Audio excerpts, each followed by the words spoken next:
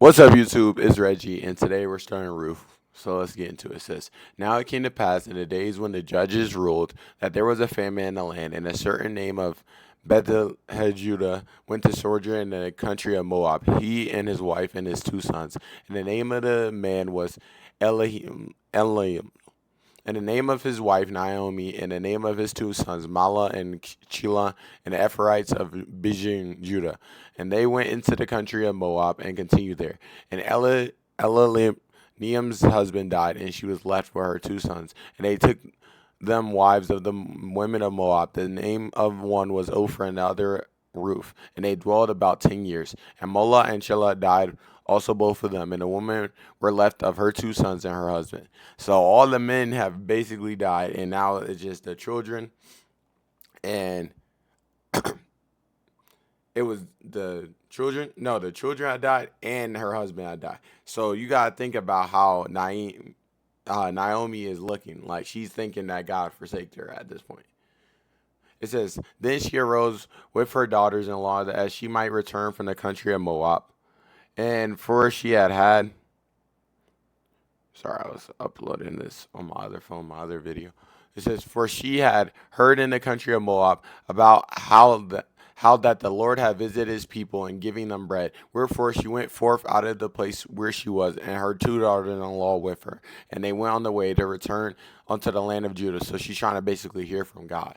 And it says, And Naomi said to her daughters-in-law, Go and return each to her mother's house. The Lord deal kindly with you, as ye have dealt kindly with the dead and with me. And the Lord grant you that ye may find rest, each of you, in the house of her husband. Then she kissed them, and they lifted up their voice and wept. And they said unto her, Surely we will return with thee unto thy people. And Naomi said, Turn, my daughters, why will ye go with me? Are there yet any more sons in my womb, that they may be your husbands? Turn away. Turn again, my daughters, go your way, for I am too old to have a husband. If I should say I have hope, if I should have an husband also tonight, and should also bear sons. So basically, she's saying, oh, to have faith, I need to have this happen, which is basically have a husband and have sons, because that's what she was determining her value based on. That's why we shouldn't value things of this world, because they can fade away, and God gives to who he chooses to give. But we shouldn't let that determine the value. We're saved by grace, and whatever we get on this earth is from the grace of God and from God's goodness. It says, Will ye tarry for them till they were grown? Would you stay for them from having husbands? Nay, my daughters, for it grieveth me much for your sakes that the hand of the Lord is gone out against me. And they lifted up their voice and wept again. And Oprah kissed her mother-in-law, but Ruth clave unto her. And she said, Behold, thy sister-in-law is gone back unto her people and unto her gods. Return thou after thy sister-in-law. So basically, the sister-in-law went back like her mother had told her. But she stayed because she wanted to be with Naomi. Okay? So, and you see, it says return to the other God. So basically, the other girl gave up on God too. Ruth is still there. Okay, let's see what it says. And she said, Behold, thy sister is gone. We read that, right? So remember, return to her gods. That's why I always say capitalize the G. You see how it says lowercase g, gods? Okay. False gods. It says, And Ruth said, Entreat me not to leave thee, or return from following after thee.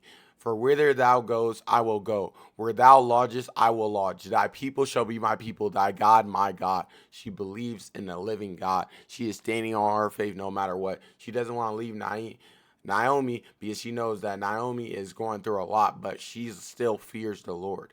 It says, Where thou diest will I die. There will I be buried. The Lord do so to me. The more also, if aught be but death part thee and me. When she saw that she was steadfast minded to go with her, then she left speaking unto her. So they two went until they came to Bethlehem.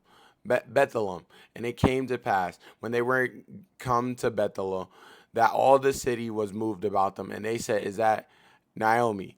And she said unto them, Call me not Naomi, call me Mara, for the Almighty have dealt very bitterly with me. So she's saying that God has gave her bad cards. She still believes in God, but at this point she's mad at God, which I feel like we've all been mad at God at times. Okay? It says, and I went out full, and the Lord have brought me home again empty. When they then called me Naomi, seeing the Lord have testified against me, and the Almighty have afflicted me. So Naomi returned, and Ruth the Moabites, her daughter-in-law, with her, which returned out of the country of Moab. And they came to Bethel in the beginning of barley harvest. So I think this is symbolic of how Jesus will stick with us through the good and the bad. Because Ruth is standing grounded on the word of God and like believing in God. She said, I believe in your God, like thy God and my God, like she believes in God still. And she's going with Naomi, even though Naomi doesn't even want to be called her name anymore. She wants to go by Mara because she thinks God had left her. So one person is lacking in their faith. One person has faith. And it just shows like, even if you're falling and you feel like you're falling away from God, God will align certain people in your life to bring you closer to Him. And sometimes it's as simple as being like, hey, you need to go to God. And then you go to God and now you grow in your faith. But it's just trusting that God has a plan for everything. Because the Lord never left Naomi, even though things in her life didn't go well. The other daughter left her, right? To go serve these other gods and be with her people.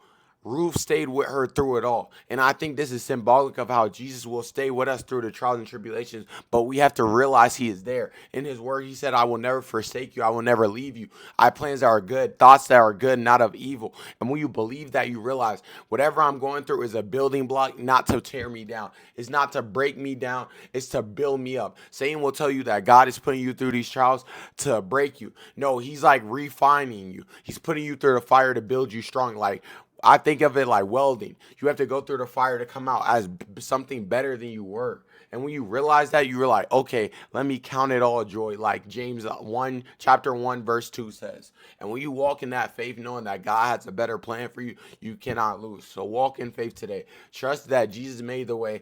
Believe John 3:16 that says, for God so loved the world that He sent His only begotten Son, that whoever believes in Him will have everlasting life. Believe that and you will be saved. I love you, but Jesus loved you enough to die on the cross. Believe it today. God bless you.